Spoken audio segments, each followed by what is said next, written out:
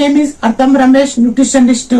మీకు తెలుసా, మనం రెగ్యులర్ గా తీసుకునే ఫుడ్ లో పోర్షన్ సైజు కూడా మార్చుకోకుండా మనము అన్వాంటెడ్ గ్లూకోజ్ ని స్పైక్ చేసుకోవచ్చు అనమాట.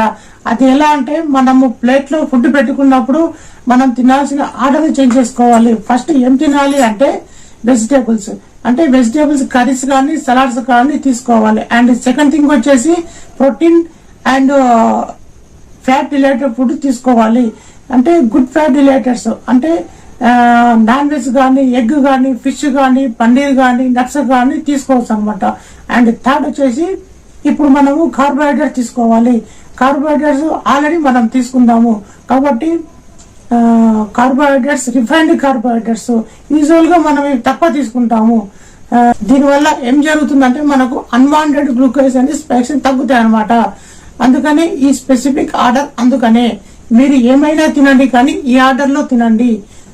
త్రూ అన్వాంటెడ్ గ్లూకోజ్ స్పైక్స్ నుంచి మిమ్మల్ని మీరు కాపాడుకోవచ్చు. Okay, understand. Thank you very much. That's it.